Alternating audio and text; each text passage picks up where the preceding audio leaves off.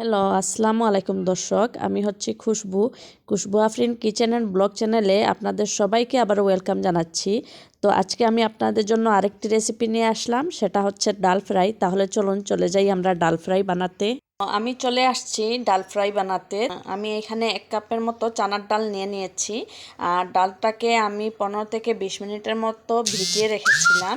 এখন আমি এই ডালটা সেদ্ধ করে নেব। এখন আমি যে কুকারের মধ্যে সেদ্ধ করব, তো সব ডাল কুকারের মধ্যে আমি নিয়ে নেব। সব ডাল আমি কুকারের মধ্যে নিয়ে নিয়েছি। আর এখন আমি দিয়ে দিচ্ছি জল। এটা কিন্তু নর্মাল জল, গরম জল না। আমি এখানে 1.5 কাপের মতো জল দিয়ে দিয়েছি। এখন আমি ডালটাকে 2টা সিটি দিয়ে সেদ্ধ করে নেব। এখন আমি কুকারের ঢাকনাটা বন্ধ করে দিচ্ছি আর চলে যাচ্ছি ডালটা সেদ্ধ করার জন্য। বসিয়ে দিয়েছি গ্যাসের মধ্যে আর অপেক্ষা করব 2টা সিটি দেওয়া পর্যন্ত। তো আমি ডালটা সেদ্ধ করে নিয়েছি। এখন আমি ঢাকনাটা খুলে দেখাই আপনাদেরকে।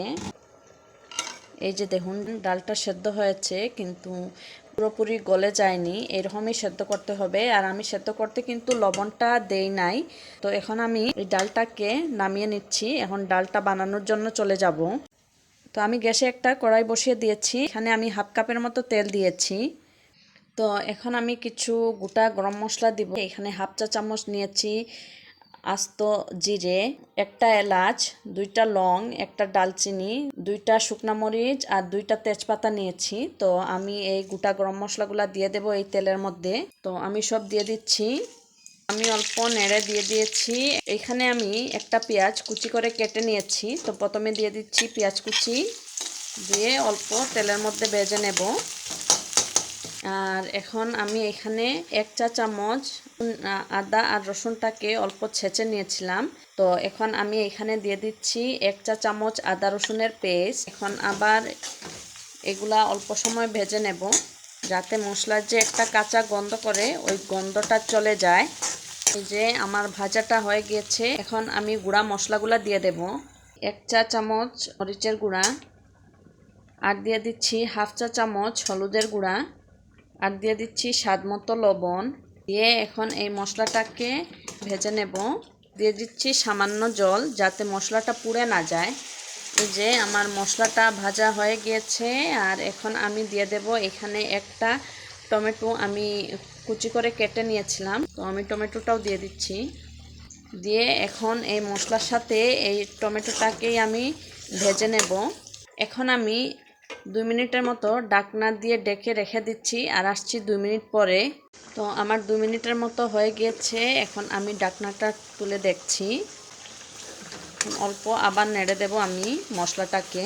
এখন দিয়ে দেব আমাদের ডালগুলো। প্রথমে আমি ডালের জলটা দেব না, প্রথমে ডালগুলা দিয়ে দেব। তো আমি এখান থেকে শুধু ডালটা এরকম তুলে আর কড়াইয়ের মধ্যে দিয়ে দিচ্ছি। আর জলটা ফেলে দেবেন না, জলটা পরে আমরা জল দেব এই জলটা দিয়ে।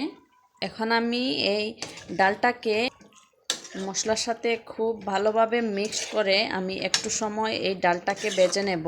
আর এখন আমি ঢাকনা দিয়ে আরও 3-4 মিনিটের জন্য রেখে দেব। আর গ্যাসের আঁচটা আমি করে দেব মিডিয়ামে। আর আসছে আমি 3-4 মিনিট পরে। তো আমার 3-4 মিনিটের মতো হয়ে গিয়েছে। এখন আমি ঢাকনাটা তুলে দেখছি। এই ডালটাকে নেড়ে দিচ্ছি। এখন আমাদের সেদ্ধ করতে যে জলটা রয়ে গিয়েছিল, এই জলটা আমি দিয়ে দিচ্ছি এই ডালের মধ্যে। দিয়ে এখন আবার ডালটাকে আরও একটু সময় আমি নাড়াচাড়া করব। এখন আবার আমি 3-4 মিনিটের জন্য আবার ঢাকনা দিয়ে ঢেকে রেখে দিচ্ছি আর আসছি 3-4 মিনিট পরে। তো আমার 3-4 মিনিটের মতো হয়ে গিয়েছে। এখন আমি আবার ঢাকনাটা তুলে দেখছি। এখন আমি ডালটাকে নেড়ে দেব। এখন আমি দিয়ে দিচ্ছি গরম জল। তো ঝোলটা এটা আপনারা আপনাদের পছন্দ অনুযায়ী রাখবেন। তো আমি 1/2 কাপের মতো জল দিয়েছি। দিয়ে এটাকে আবার নেড়ে দেব আমি। এখন আমি ঢাকনাটা দিয়ে দিচ্ছি। আর আরও 4-5 মিনিট আমি অপেক্ষা করব। আসছি 4-5 মিনিট পরে। আমি আরও একবার তুলে দেখছি। তো আমার ডালটা সেদ্ধ হয়ে গিয়েছে। তো এখন আমি দিয়ে দিচ্ছি 1 চা চামচ চিনি। তো আপনাদের যদি পছন্দ না হয় চিনিটা বাদ দিতে পারেন, কিন্তু আমি বলবো সামান্য দেবেন, দিলে টেস্টের মধ্যে অনেক পার্থক্য আসে। আর দিয়ে দিচ্ছি 1/4 চা চামচের মতো গরম মশলার গুঁড়া, আর দিয়ে দিচ্ছি 1 চা চামচের মতো ঘি, আর দিয়ে দিচ্ছি ধনিয়া পাতা কুচি। হয়ে গিয়েছে আমার ডাল ফ্রাই। এখন আমি নামিয়ে নেব। আমি তার চেয়ে বেশি ঘন করব না, কারণ ডালটা ঠান্ডা হওয়ার পরে আরও একটু ঘন হবে। হয়ে গিয়েছে, এখন আমি গ্যাসটা বন্ধ করে দেব। এখন আমি ডালটাকে নামিয়ে নেব। হয়ে গিয়েছে আমার ডাল ফ্রাই। আমার এই ডাল ফ্রাই রেসিপি আপনাদের কাছে কীরকম লাগলো আপনারা চাইলে আমাকে কমেন্ট করে জানাতে পারেন। আর আমার রেসিপিগুলি যদি আপনাদের কাছে সহজ লেগে থাকে তাহলে প্লিজ একটা লাইক দিতে ভুলবেন না।